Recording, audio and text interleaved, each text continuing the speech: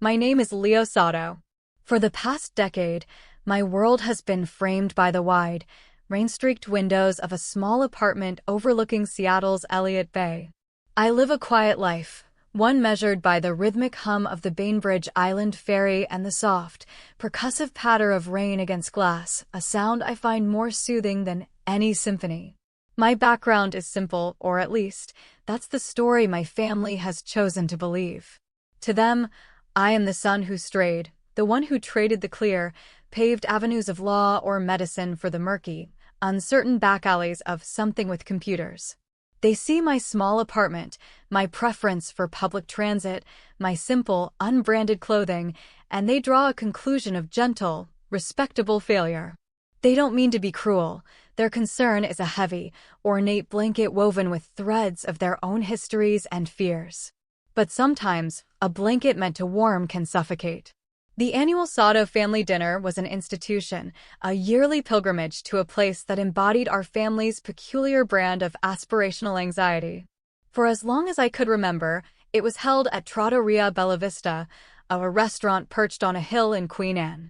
It wasn't the best Italian food in Seattle, not by a long shot, but it had an air of faded, old-world importance that my Aunt Akiko adored. The waiters wore starched white jackets, the wine list was bound in cracking leather, and the air was thick with the scent of garlic, melted cheese, and the unspoken weight of expectation.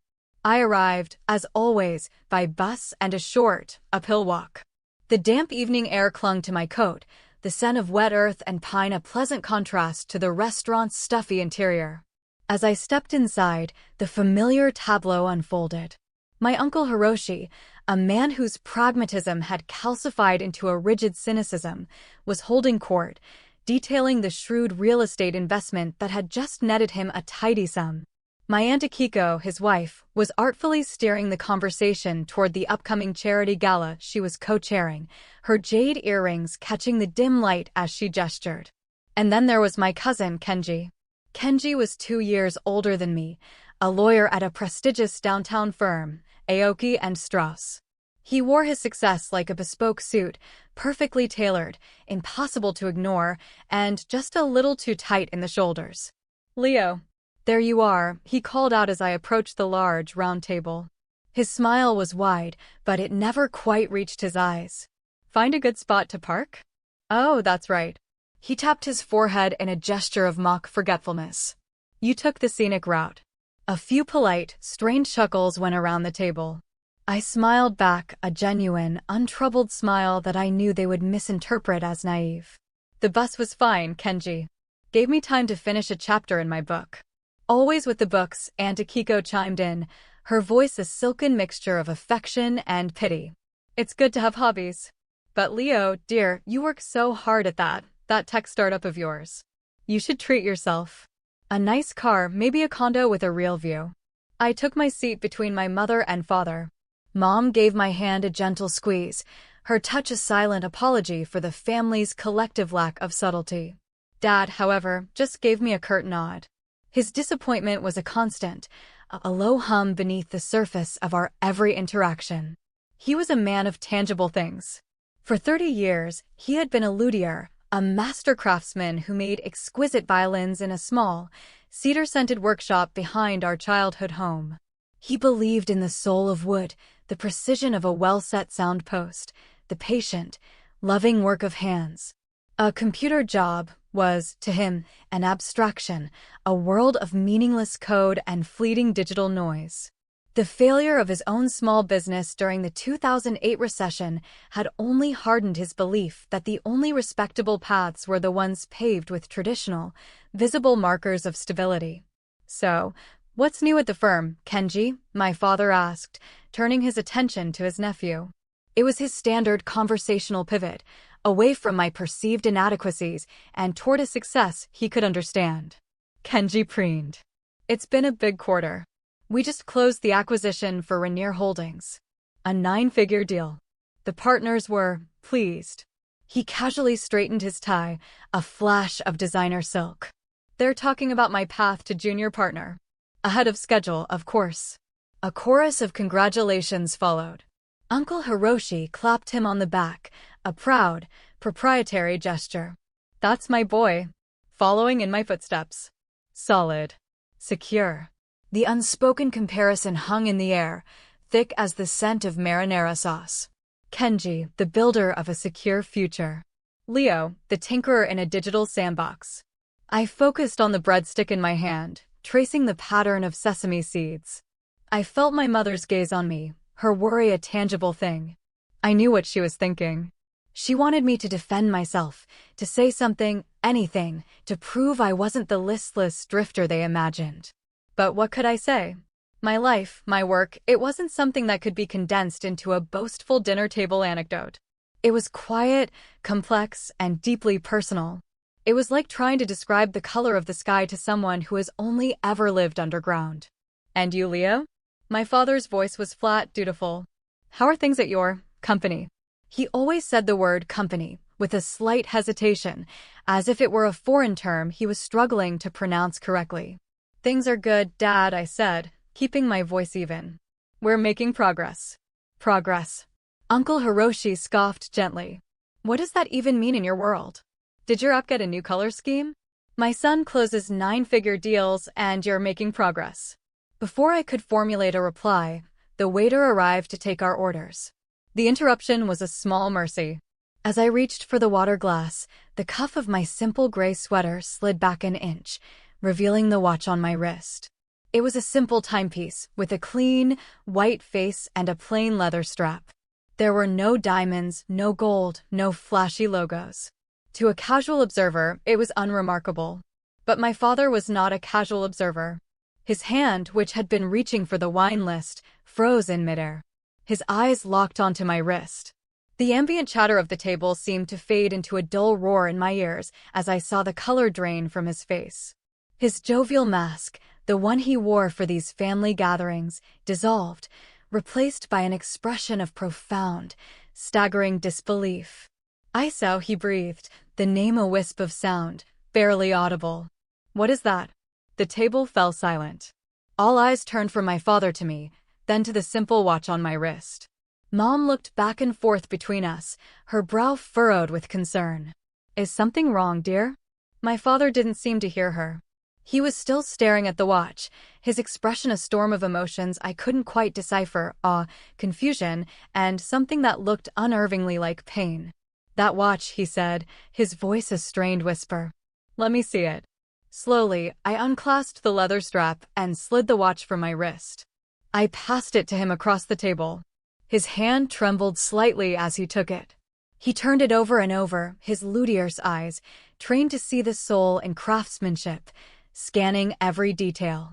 Kenji, ever the pragmatist, leaned in for a closer look, a condescending smirk already forming on his lips. "What's the big deal, Uncle?" "It's a nice watch, I guess." "A Seiko." My father looked up, his eyes meeting mine. The restaurant, the family, the entire world seemed to fall away, leaving just the two of us in a pocket of suspended time.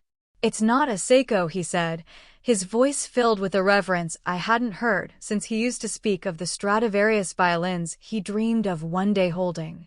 "It's a Creator. A Seiko Creator Aichi too." A blank silence met his statement. The name meant nothing to them. It wasn't a Rolex or a Patek Philippe, a brand they could easily place in their hierarchy of wealth. "Eh, what?" Uncle Hiroshi asked, impatient. My father ignored him. He was speaking to me now, his voice low and intense. "The dial is Noritake porcelain, hand-painted. The movement, it's all hand-finished. The torque return system," he trailed off, shaking his head in wonder. "There are only a handful of these made each year. By a single master watchmaker. This isn't a product, it's a piece of art. A philosophy on a wrist." Kenji, unimpressed by talk of philosophy, had already pulled out his phone. His thumbs flew across the screen. We all watched as his expression shifted from bored curiosity to wide-eyed shock. "My God," he whispered, looking up from his phone. "He's right. They're almost impossible to get. There's a waiting list years long.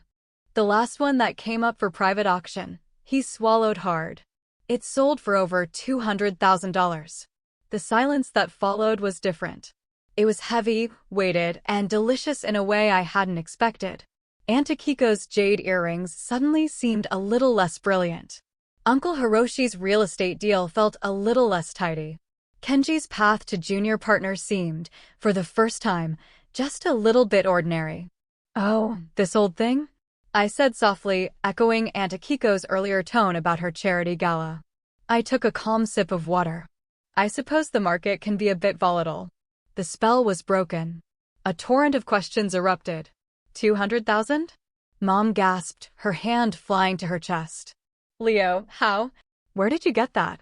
"But you take the bus." Uncle Hiroshi blurted out, the statement a perfect encapsulation of his confusion. The entire framework of his world, where wealth was displayed through cars and houses, had just been shattered. "I like the bus," I said simply. "It's quiet. It gives me time to think. And it's hard to take a conference call with our team in Kyoto when you're navigating rush hour traffic on the I-5. "Kyoto office?" Kenji's voice was sharp, his lawyerly instincts kicking in. The condescension was gone, replaced by a keen, analytical curiosity. "What exactly does your company do, Leo?" This was the moment. For years, I had deflected, offered vague descriptions, and allowed them to believe what they wanted. I had done it not out of shame, but out of a desire to protect something fragile and important, the integrity of my work.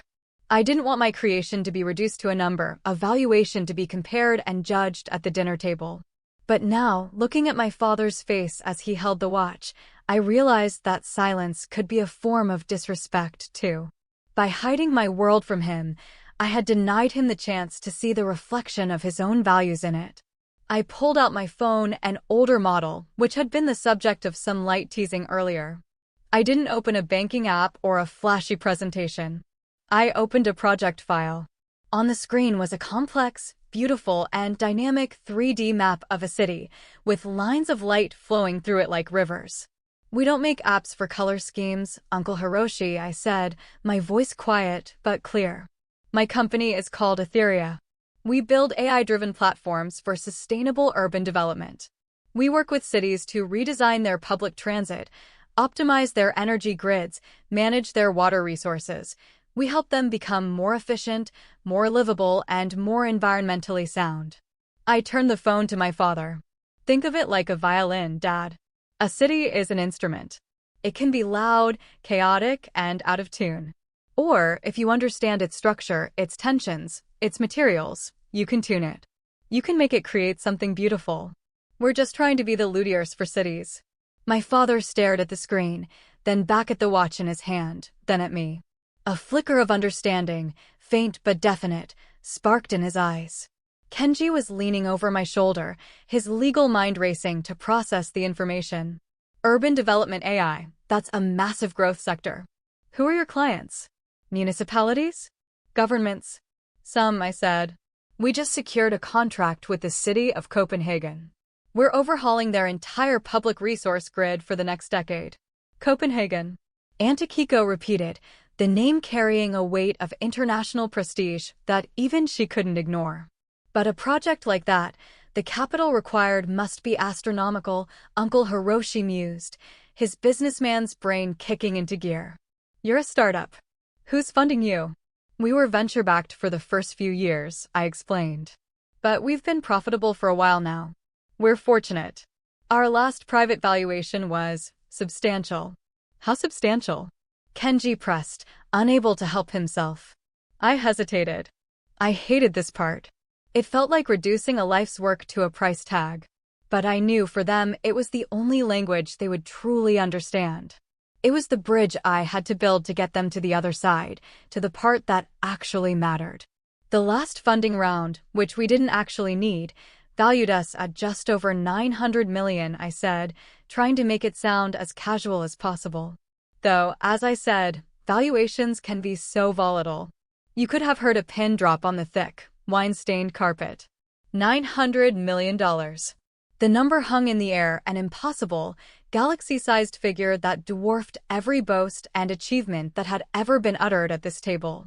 Kenji slowly sat back in his chair, his face pale.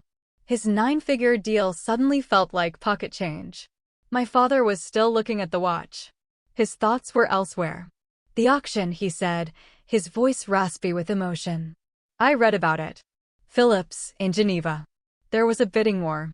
An anonymous phone bidder drove the price up, way past the estimate. I nodded slowly. I know. I was the other bidder on the phone. His eyes widened. But there were two anonymous bidders driving the price up at the end. The auctioneer said they were from opposite sides of the world. A faint smile touched my lips. Yes. I had to make sure no one else got it. My lead engineer in the Kyoto office was my proxy. We were bidding against each other to create a barrier. It was always meant for you, Dad. I wasn't going to let it slip away. My mother let out a small, choked sob, and this time it wasn't from worry. It was from a sudden, overwhelming wave of understanding. She finally saw. It wasn't about the money. It was about love. The rest of the dinner passed in a surreal haze. The food arrived, but no one seemed to have much of an appetite. The usual flow of conversation had dried up, replaced by a stilted, awkward silence. Aunt Akiko kept staring at me, her mind clearly racing, trying to recategorize me in her mental filing cabinet. Uncle Hiroshi looked like he'd been struck by lightning. It was Kenji who finally broke the silence, his tone now stripped of all its earlier arrogance. It was replaced by something I had never heard from him before, genuine curiosity. So this AI you built, he said, leaning forward. Is it really making a difference? I think so, I said honestly. In Portland, we helped the city reduce its public transit emissions by 12% in the first year. In Seoul, our water management system has cut waste by nearly a third in the districts where it's been implemented. It's slow, quiet work. You don't see it in a headline. But it's real. My father looked up from the watch, his eyes shining with an unfamiliar moisture. Your grandfather, he said, his voice thick with memory. He was a gardener. He never made much money. But he could take a barren patch of dirt and, with time and patience, turn it into something that fed the whole neighborhood. He used to say, the best work is the work that helps things grow. He placed the watch carefully on the table in front of me. This, he said, tapping the porcelain face. This represents the relentless pursuit of perfection. Precision. Patience. I thought you had chosen a world without those things. He looked at me, truly looked at me, for the first time in years. I was wrong. After dinner, as the others gathered their coats, my father asked me to walk with him outside. The Seattle drizzle had started again, a fine mist that beaded on our shoulders. The city lights of downtown twinkled in the distance. For a long time, we just stood there, listening to the gentle hiss of tires on the wet pavement. All these years, he began, his voice heavy with regret. I was so hard on you. After the workshop failed, all I could see was risk. I saw you on your computer, and I saw a fantasy. I pushed you toward law, finance, something safe. Something I could measure. I know, Dad, I said gently. I was afraid, he admitted, his shoulders slumping. Afraid you'd end up like me, with a dream that turned to dust in your hands. Your dream didn't turn to dust, I told him, my voice firm. You taught me everything that matters. You taught me that the value of an object isn't its price, but the story it tells, the skill it contains. You taught me that building something of quality takes time and a quiet obsession. Etheria wouldn't exist without the lessons I learned from you in that workshop, watching you carve a piece of maple into something that could sing. I picked up the watch he had placed on the table and held it out to him. Here, I said. This belongs with you. He stepped back, shaking his head. No, Leo. I can't. It's yours. You earned it. I bought it for you, I insisted. It was your dream piece. Remember that old catalog you kept? The page was all worn and thumbprinted. I bought it as a reminder of the standard you set. Every time I faced a problem with the code, a design flaw in the system, I'd think of this watch. I'd think of what you taught me about not taking shortcuts. It helped me build my company. Now, its work is done. It needs to go home. His hand was shaking as he reached out and took it from me. He slipped it onto his wrist, the simple, elegant timepiece looking more at home there than it ever had on me. He stared at it, his breath catching in his throat. Mom came out to join us, wrapping a scarf around her neck. She looked at the watch on my father's wrist, then at my father's face, and a beautiful, radiant smile spread across her own. She didn't say a word, just slipped her arm through his. Just then, Kenji and Uncle Hiroshi came out of the restaurant, their conversation now a low, serious murmur about AI ethics and municipal bonds. Aunt Akiko was trailing behind them, already composing a text to her friends on the charity board about her brilliant nephew who is revolutionizing urban planning. The world was already shifting, reorienting around a new center of gravity. "You know," my father said, turning the watch so it caught the faint glow of a street lamp. "I always wondered why you chose to live in that small apartment when I just knew, you were making a good living." I smiled, looking out at the city's skyline. "Because I never wanted my life to be about having more. I wanted it to be about building better. The apartment is all I need. It's quiet, it has a view of the water, and it's a short walk from the ferry." My phone buzzed in my pocket. A simple, secure notification. The Copenhagen project had just hit a major milestone. I glanced at it and smiled. My father noticed. "You should go," he said. "The world you're building is waiting." "Actually," I said, pulling 2 folded documents from my coat pocket. "I was hoping you and Mom might want to come and see it. I have to be in Copenhagen next month for a few weeks. The flight is long, but the seats are comfortable." On your company jet?" Mom asked, her eyes wide. I grinned. "No. I take the bus to the airport." I paused, enjoying the flicker of confusion on their faces. "I'm kidding." "Yes, on the jet." As we said our goodbyes, I saw Kenji clap me on the shoulder, a gesture of newfound, genuine respect. I heard Aunt Akiko ask if I had a nice girl, and I just smiled, thinking of Alara, the brilliant head of architecture at a partner firm in Amsterdam, who I'd be meeting in Copenhagen. Some things were still just for me. But none of that mattered as much as the image of my father, walking toward his car, my mother on his arm. He wasn't looking at the car. He was looking at the watch on his wrist, explaining the torque return system to my mother with the same passionate, brilliant light in his eyes that I remembered from my childhood. He was a luthier again, a master of his craft, a man in love with the pursuit of perfection. I didn't take the bus home that night. I walked down to the waterfront and caught the late ferry back to my island. Standing on the deck, the cold, salty wind on my face, I watched the lights of Seattle recede. The city looked different now. It didn't look like a collection of buildings and roads. It looked like an instrument, full of complexity and potential, waiting patiently to be tuned. Success, I realized, wasn't a destination you arrive at. It's not a number in a bank account or a watch on your wrist. It's a process. It's the quiet, daily act of showing up and doing the work. It's building something of value, something that lasts, something that reflects the best parts of the people who taught you what value even means. And sometimes, the greatest validation isn't the roar of public acclaim, but the quiet, tearful understanding in your father's eyes when he finally realizes that you were listening all along. The blanket of his concern was still there, but it was no longer heavy. It was just warm.